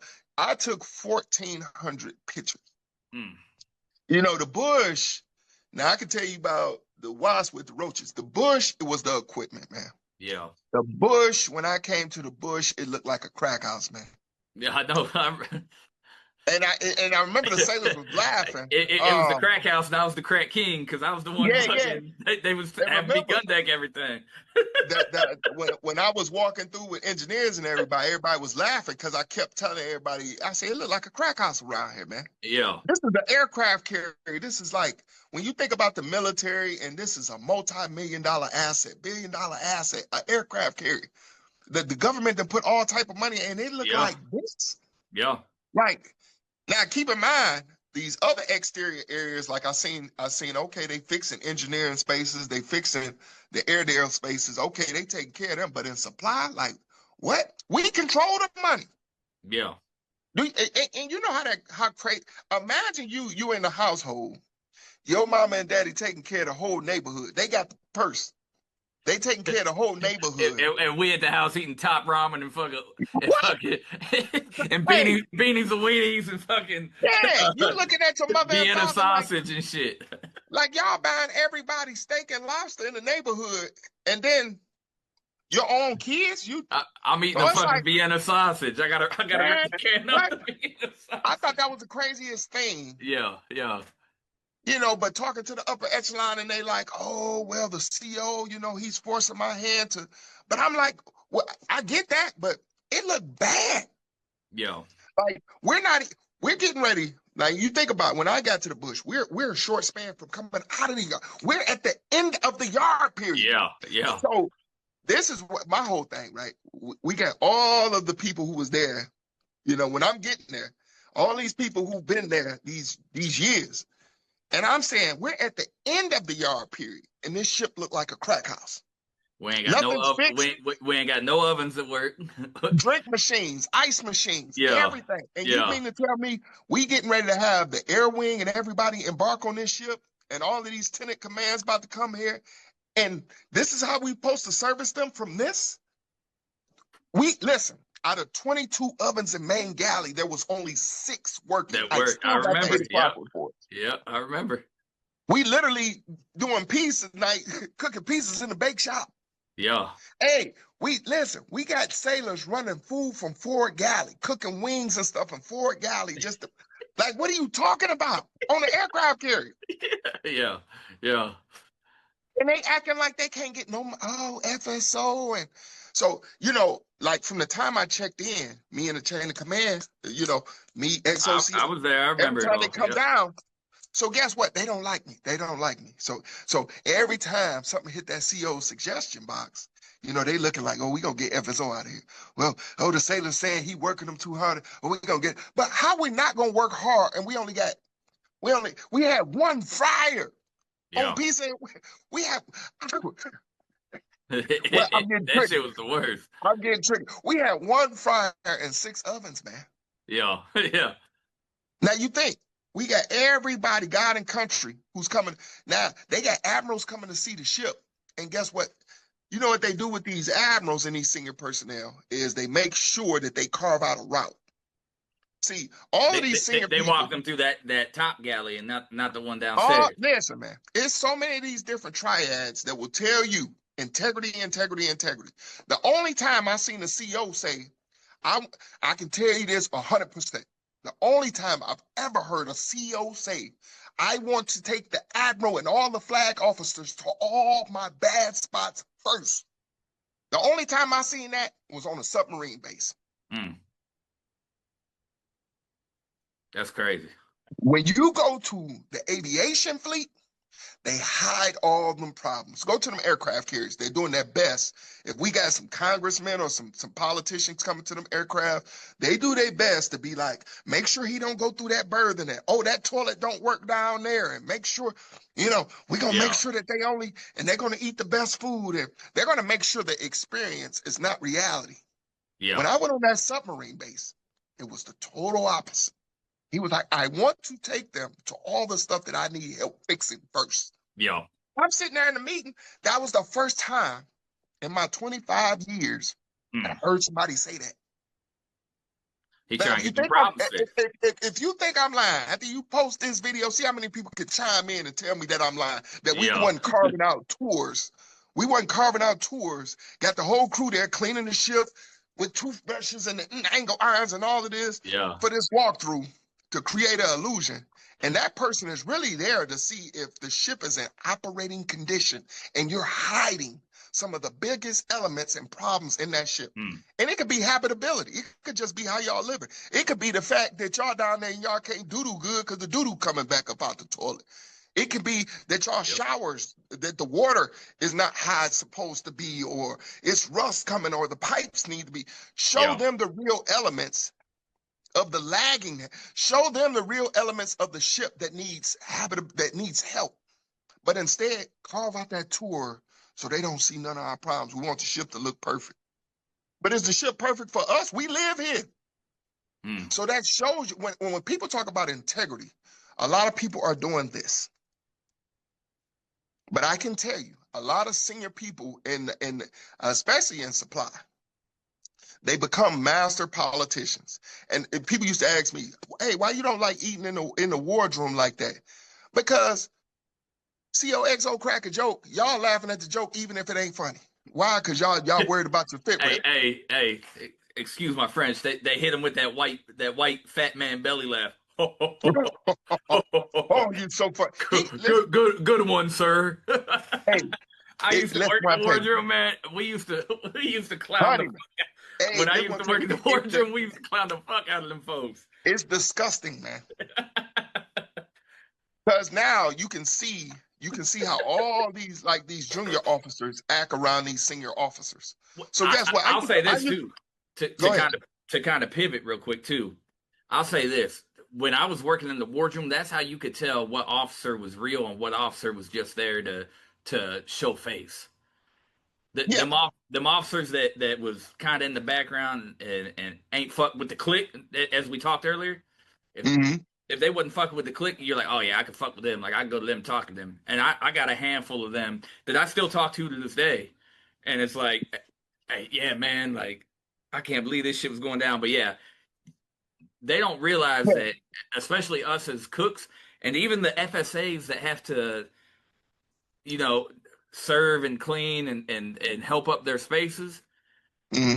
That makes a difference. If somebody can trust you based off of how you act around everybody else, that'll make the difference in your lifestyle on the boat, how you're eating on the boat, your habitability on the boat. Like that is a major thing that Yeah, I to think build even real some of the relationships and stuff. I think some of them officers don't even realize what's happening sometimes because it's like you used to come out there and eat with us, or you would invite a Yeah. couple of us into the office and be like, hey, come fuck with me real quick. Let me, come eat with me. Let's chop it up real quick. Let's see how you been doing. How can we make this better? They kept asking. They said, "Oh, you went out there and ate on the mess days. Why you don't never eat in the wardroom?" Man, listen, man. Unless I got a good group of like Mustang officers that I can hang around like Yeah, isolated. But what'll happen? I don't care if there's one, senior officer come over there and just, I don't know, it just messed the whole vibe up and I'm ready to get up. Now, if yeah. I got a whole bunch of table of warrants and LDOs, oh man, we in there. Oh, listen, Poking man. and joking. Yeah, but hey, I'm a kid Coking. in the candy store there, because then I can be myself. Yeah, But guess what? If we start getting too jovial and laugh and it's, doing what we used to do in the Chiefs mess, yeah. if we carry ourselves like that in the wardroom, people are looking like, oh my God, oh, like, you know, Yeah, me yeah, like, oh, why does it affect how I do my job, how I hold this fork? I don't care how, I hold this yeah, fork. Yeah, yeah, I might want to eat with my elbows on the table. yeah. I eat like an inmate. Yeah. Just, okay, cool. I don't want to have to be hyper conscious of everything that I'm doing That you got to going fit on. your Yeah, body. Yeah, and people will tell you, oh, we didn't see you at the Christmas party. Oh, we didn't see you here, or you didn't show up to the all officers event. And I don't want to do none of that with y'all, man, because they're being fake. yeah, I can tell you a lot of them will come to you when they need something. They don't like, I can say the difference in that social space with the Chiefs.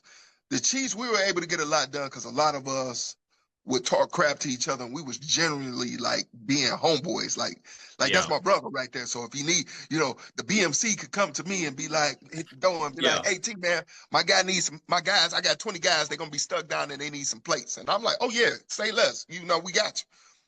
That's the Chiefs relationship. It wasn't like that in the wardroom. People will put you through this protocol. Everything is about the protocol, like, oh, well, you need to go do this and fill out this document. But then they will protocol me when I ask for stuff for my division. But then when they come to me and say, oh, FSO, then they want me to skip all protocol.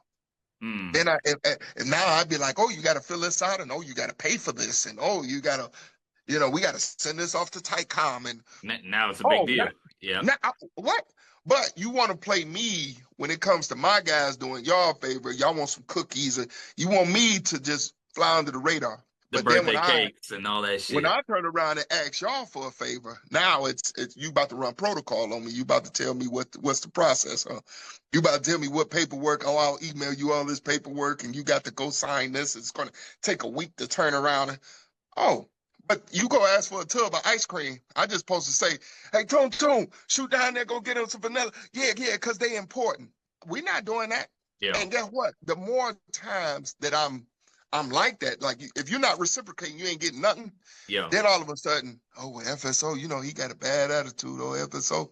When you get out there as a leader in food service and you start protecting your people, a lot of people stop liking you. mm. So I can tell you this: if you find the FSO in a fleet that everybody likes, that person is dogging them cooks out. Yeah, Listen what I'm telling you. Listen what I'm telling you. I don't care who. If you catch a warrant that whole wardroom, like, we love him, we guess what?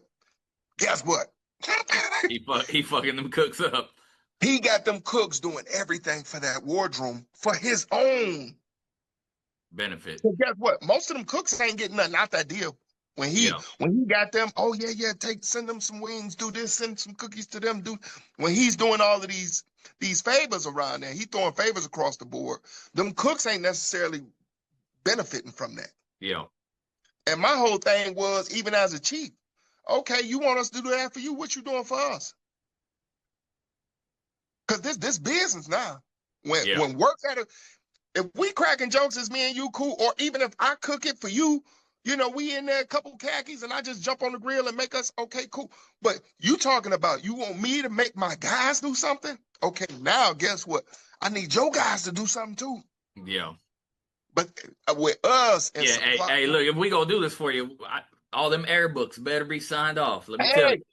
At least set the training up. I can tell you that was one of the best platforms I've seen was the Nassau. Shout out to Nassau, Top Gator, man. We used to do rodeos for Eastwise and aviation. We used to do rodeos, man. They go around. All these guys come to the mess decks, all the trainers. They grab 3 or 4 guys in that evening, and for about 2-3 hours, they'll take them, this group of sailors, and go give them training and signatures. There's a guy in this corner, he's holding training, teaching these guys that them little rodeo sessions got so many sailors qualified. But I can tell you the USS Nassau was the best Chiefs mess I've ever experienced in the Navy, hands down. I kind of want to get into that too. Hands down. But when I tell you them, and here's the thing, once you experience something like that that's good at one command, and then you go to the very next command and it's totally opposite.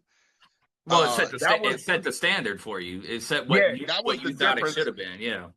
The WASP and the Nassau was totally opposite.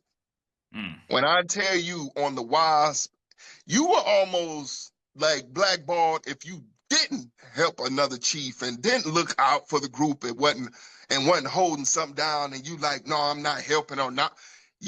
People was looking at you like, what? Like them master chiefs over there wasn't going for it. Yeah.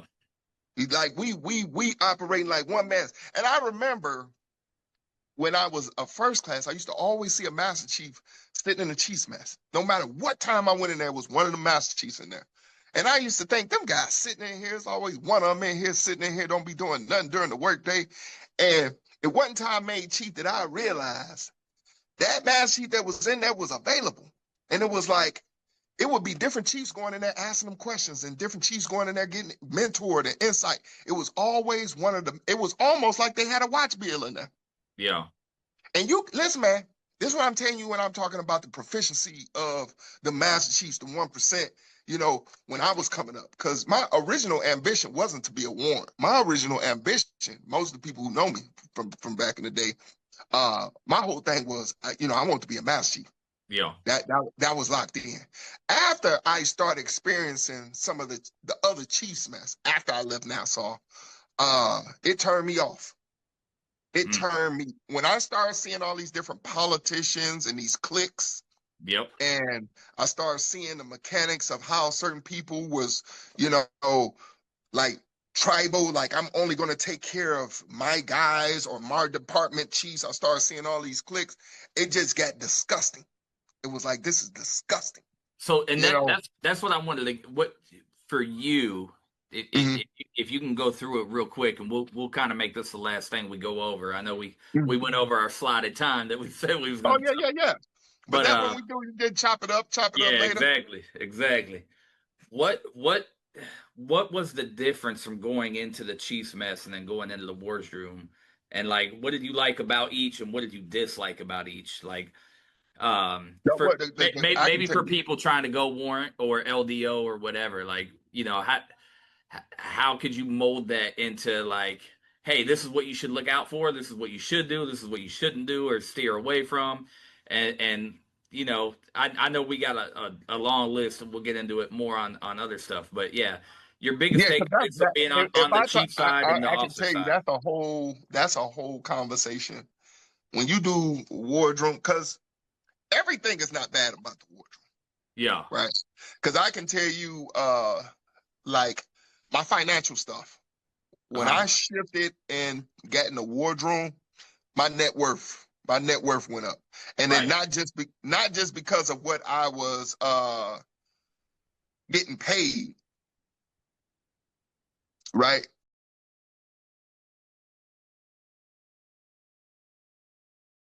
But like I was saying, I can probably have a whole conversation about the differences in the wardroom and CPO, man. I would say if a person is on the fence, I would say know your own personality, right? Okay. Because the longevity of the career is probably better. Like for me, my personality, right? I'm a brass person. I grew up in Detroit. I probably would have stayed in the military a lot longer in the Chiefs mess. Okay. Especially like let's say ideally that every Chiefs mess was like what I experienced on the Nassau. We had all of this brotherly love and everybody was locked arms and looking out for each other. That Chiefs mess was in lockstep, right? Yeah. Um, that great experience that I had over there, uh, if I could have kept that, I probably would have stayed in the mess just because we interacted like that in and out. Even when you look at the khaki ball and all of this, Yeah. once I got in the wardroom, it was kind of all business. It was kind of all business. It was higher stakes. It was, hey, we got to send this report to the admiral. It was more of this executive level interaction.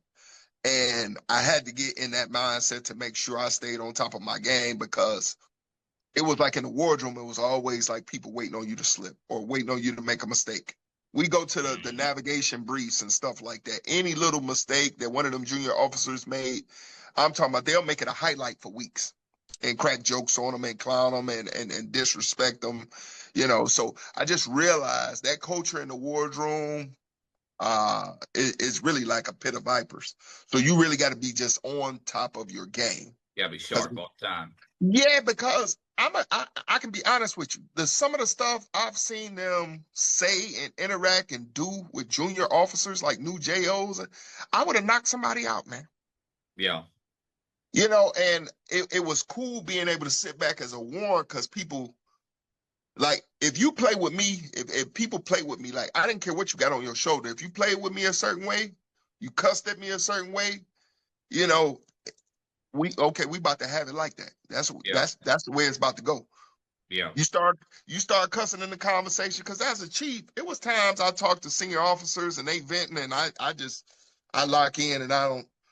But it was like something shifted after I made warrant. It was like it was almost like nobody. I'm not letting nobody play. So somebody talk crazy, they gonna get what they looking for, Yeah. and you just gonna have to put paperwork on me because it was like I was getting older as a man, and I think my tolerance just slowly started to go away for Yeah. people trying to crack their little underlying jokes. And it's like, okay, you crack a joke, but I got a joke too.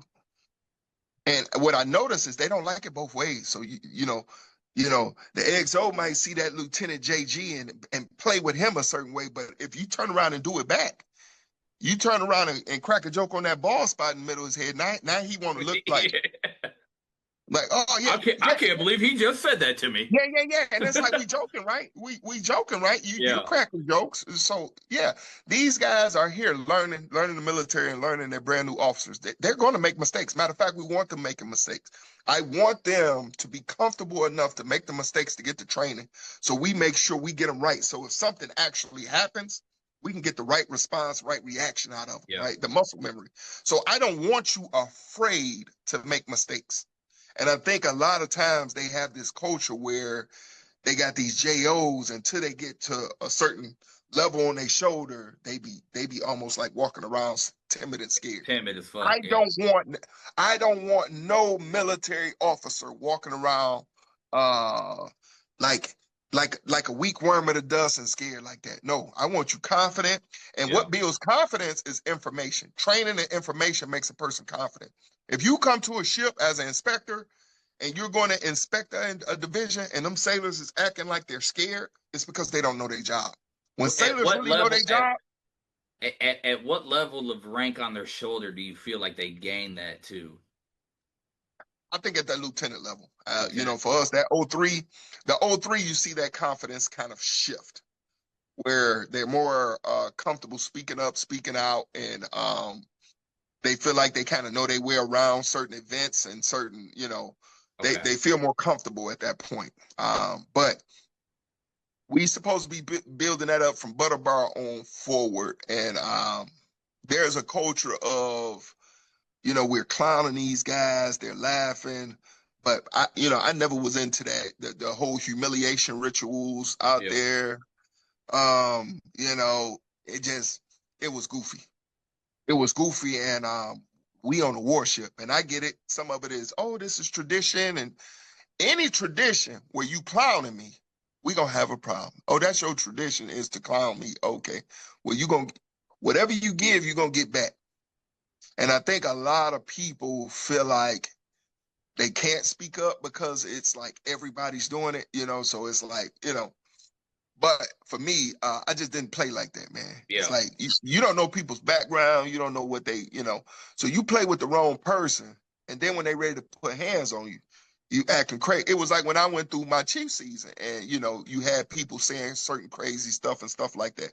And then when I ramp up and ready for action, because my first response in my head, you throw some disrespect out there, the wrong type of disrespect. Okay, let's get these hands up. Let's do that. Hey, that's that detour in you. That's that detour. Yeah.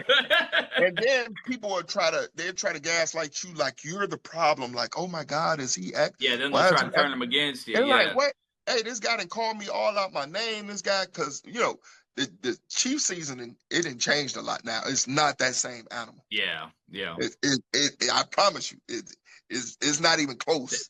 Hey, look, when they spit, they ain't spitting tar no more. That's what I do know. Yeah, it ain't that no more. They ain't spitting tar no more. The whole thing was they were putting you through a ringer. So when you showed back up as a khaki, you were confident because they pulled that old program out of you and put that new program into you.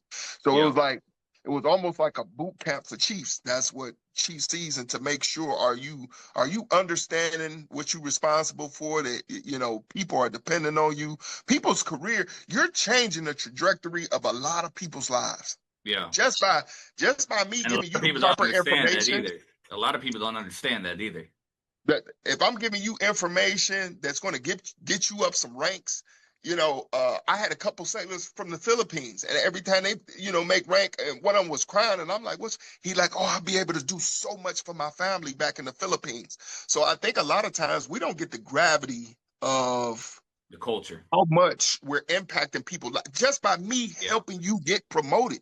The different culture in people's lives could be you helping people. The leaders in the military are helping people build generational wealth by helping them get promoted.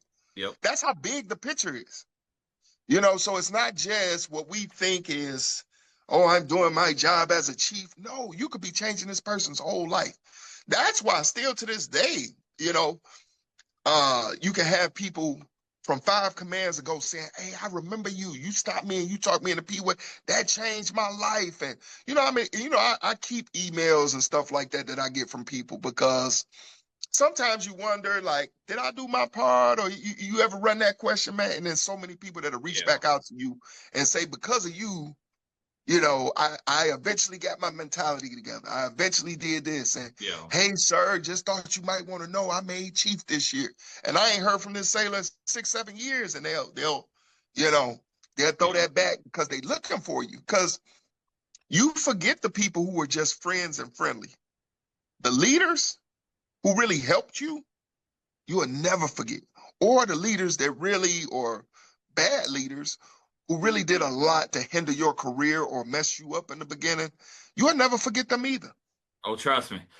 I've talked to you about it more than once. Look, I got a couple people that I wouldn't mind having a conversation with it right now. I'd probably still be in the Navy. Oh, man. Hey. But at the same time, like someone like you who, like, and we talked about this the other day, like, I had asked you years ago, when you got on the Bush in 21, right? Or you left in 21? I think it was 21. Yeah. And I remember, like I said, I remember a lot of our conversations, and I even remember like, hey, what do I got to do to get you on my podcast? And this is before we even had this conversation to do this. And you're like, hey man, look, I would love to, but it's a conflict of interest right now. And then, I mean, you could even ask my wife. It's funny. I went back. Ironically, this is how funny life just works, man. I went back through all my Chat GPT conversations, and I had one in there that I was going to send to you, and I might even post it, like with one of the posts that we do one day, where I said, "Hey, uh, create me a email for I did. You cool if I use your first name right here?" Yeah. I said, create me an email to Donnie Townsend about wanting to start a podcast with him. Make it professional and throw these ideas at him. And I literally seen it the other day. I was like, damn, like that's third time's the charm because we ended up talking about it. But yeah, I literally was gonna hit you up on Facebook or text you and be like, hey, I want to do a podcast with you just because of the insight. And you did you changed the trajectory of my thought process when it came to the military because you had the street smarts, you had the politics, you whether we liked it or not, you knew how to talk to people and how to like even the young lady you was talking about earlier that went to mass and was like, well, they don't give a fuck about me, but Yeah. you She even was a gangster, man. You hey. know what I'm talking about. Hey. I know exactly who. I'll never. The only reason why I remember who you're talking about is because I got a photo on my phone from when she was going to mass, and she ain't even had no socks on. But it But she just got in front of them, you. and people thought she was gonna be scared, and she was like, But he was like, so what would you do if I just sent you up right now? She like, I don't care. it's Oh, funny. It's funny to hear the perspective of your conversation with her than from mine because I'm like, oh wow, this is what was really going on in her mind, and she didn't really give a fuck, and that's okay. Like that's the thing. People think like when you go to mass or you get in trouble or you have this certain attitude.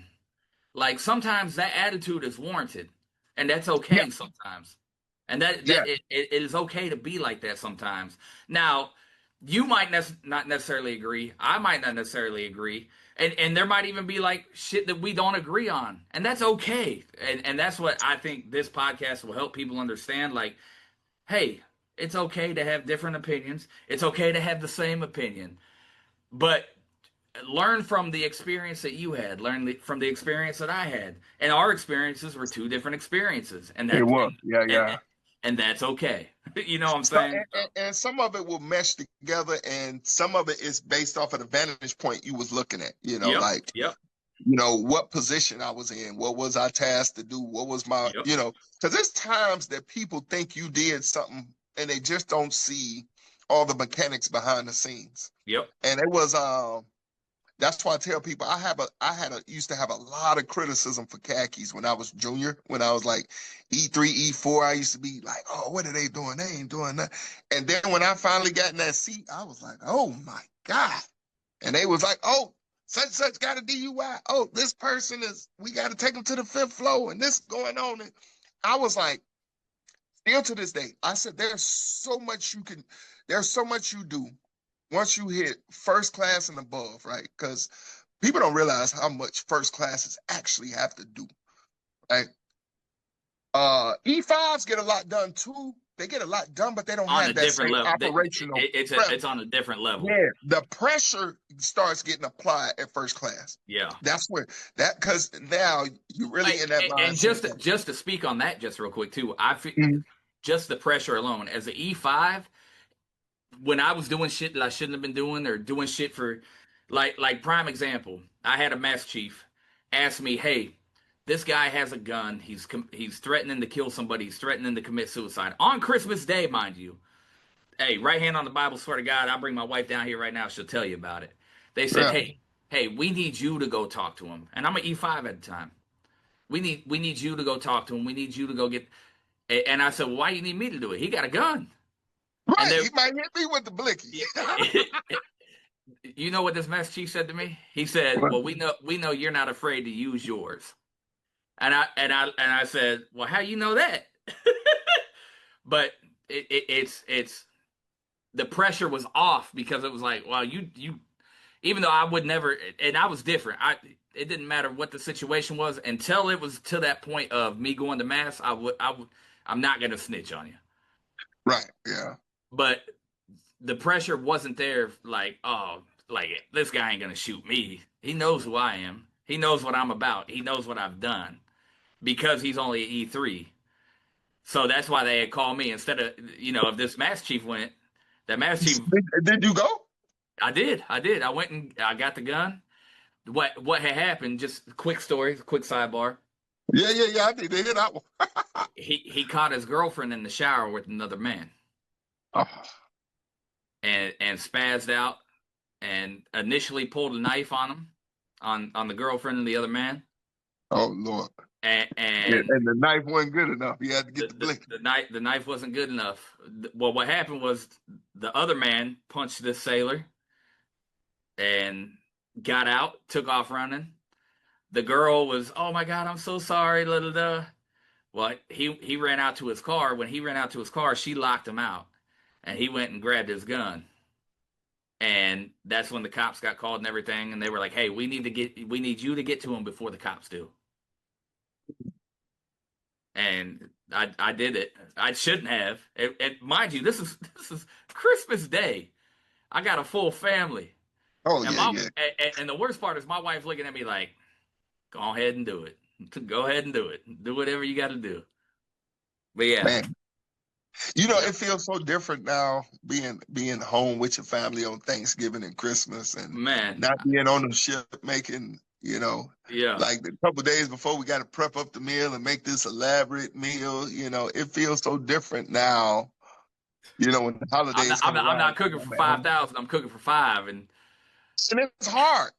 It's hard because I cook so much food because it'd be hard cook. I be trying to invite people over because it's hard cooking for 5-10 people. It's funny. My wife be getting so mad at me. She'd be like, "We got all these leftovers. Like, you're not on the ship no more. What are you doing?" And I just be like, know why. I can't help it. I don't know. Hey, she be like, I don't know how to cook nothing less than 100 portions. I don't know what you want from me. I don't know what you want. You better call somebody.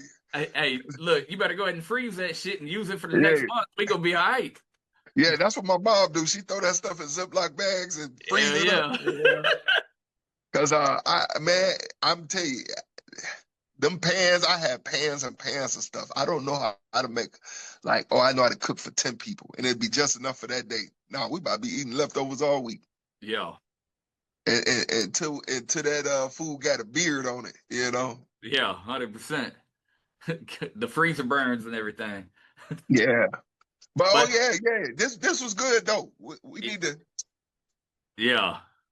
Let's cut it out. Cut it. All right.